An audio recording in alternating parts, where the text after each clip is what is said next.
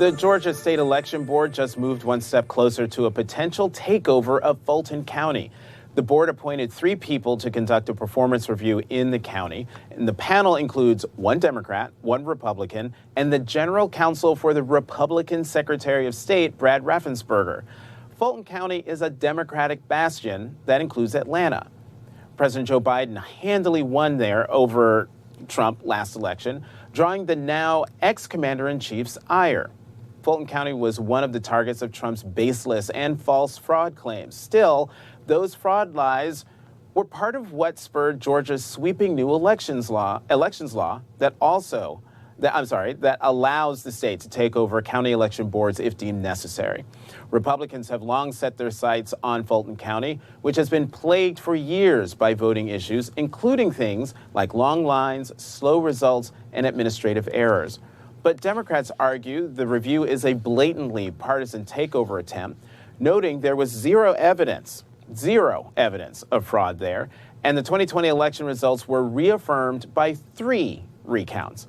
It's just one of the latest moves by Georgia when it comes to voting and elections. This week, the state removed more than 101,000 inactive voters from the rolls. The Atlanta Journal-Constitution reports that none of those removed voted in the 2020 general election or runoff. These removals happen regularly under Georgia law, but they became a hot-button issue in the 2018 gubernatorial race between Brian Kemp and Stacey Abrams. Kemp was Secretary of State at the time, meaning he was the one in charge of the voter purges and the election that he would ultimately win. In this latest round of voter cancellations, Abrams' group, Fair Fight, was among those helping voters maintain active status. State-level Democrats and organizers have also been urging Congress to act on voting rights. House Democrats introduced the John Lewis Voting Rights Advancement Act this week.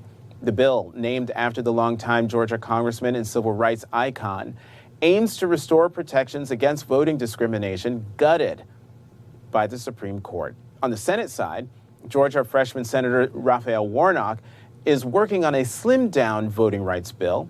He also introduced a bill to prevent election subversion, like the type critics say is happening in Georgia. But the rub facing any Democratic voting bill? The Senate filibuster. It's unlikely any of the Democrats' effort can garner enough GOP support. So where does that leave states like Georgia and others that are battling Republican attempts to limit access to the vote? Joining me now are Greg Bluestein, a reporter for the Atlanta Journal-Constitution, and LaTosha Brown, co-founder of Black Voters Matter Fund. Thank you both very much for being here. Glenn, let me start with you. This move to the Republicans taking over Fulton County, what is the latest on that? And how worried should, Georgians be, but also Democrats be by this move? Yeah, well, I always watch the Republican campaign trail rhetoric to see how serious these efforts are, and it is all Republicans seem to be talking about. It is on the tip of their tongues, along with opposition to vaccine mandates and support for overhaul of elections laws. And so we started spotting this at the AJC a few weeks ago and saw a trend towards pushing for this. And then you saw letters from top Republican lawmakers clearing the way for this review. And now it's advancing with this performance review. It's uncharted territory. I know it's a cliche and we talk about it a lot, but it really is, because we're not sure how long this process will last. We're not sure what to expect because it's never been done before here in Georgia. This is all set up by this law that was just passed a few months ago and signed into law by Governor Kemp. But Democrats and voting rights activists are on guard because it is moving forward, and all the rhetoric out there on the Republican side has been calling for this takeover of Fulton County elections, which, as you mentioned, is the most populous county in the state and one of the most important Democratic strongholds in Georgia.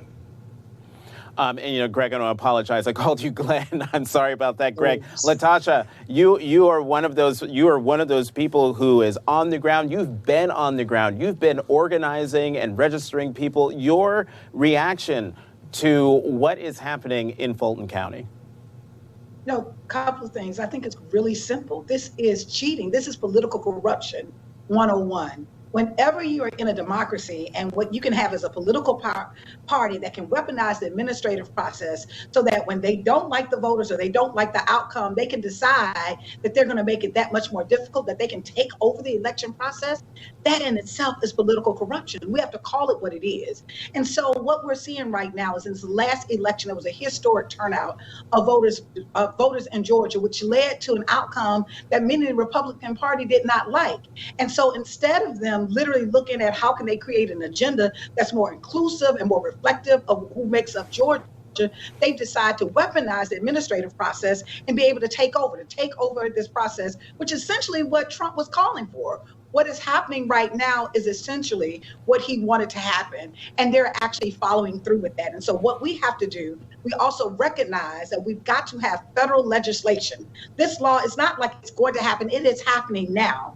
That we're seeing the Republicans actually undermine democracy so that they can have an advantage in the future election.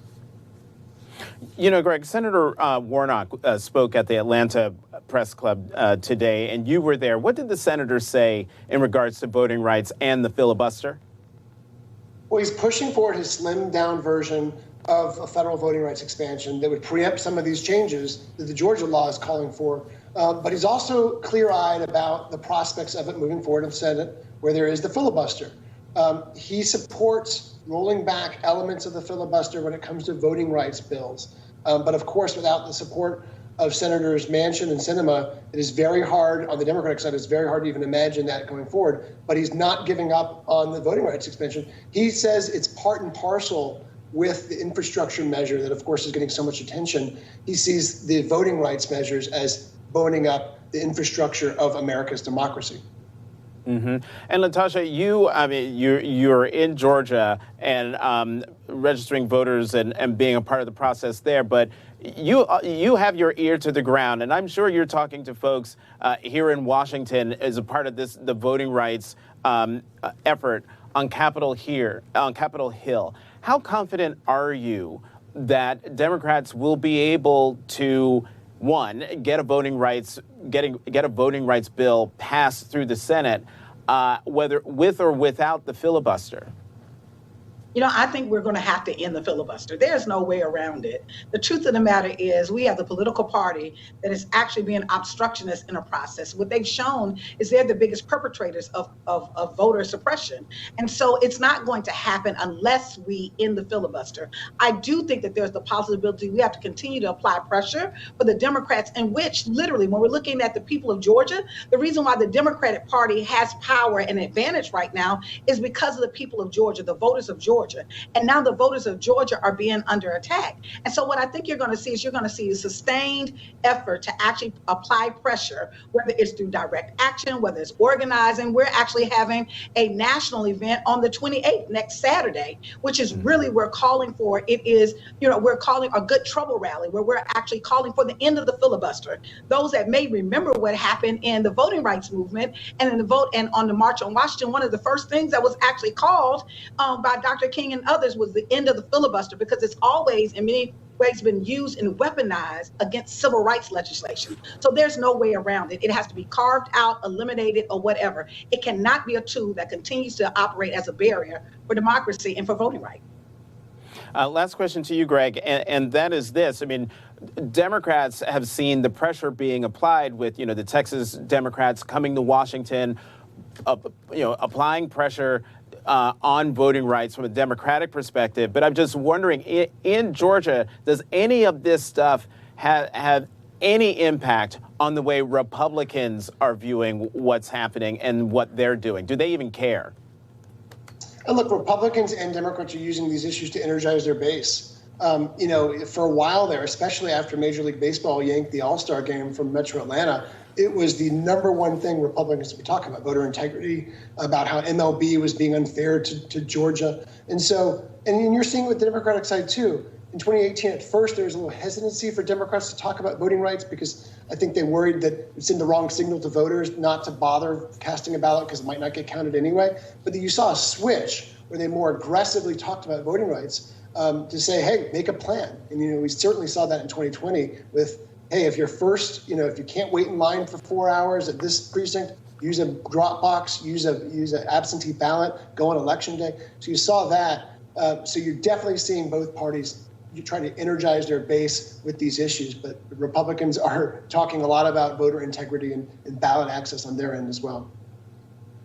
All right, Greg Bluestein and LaTosha Brown, thank you both very, very much.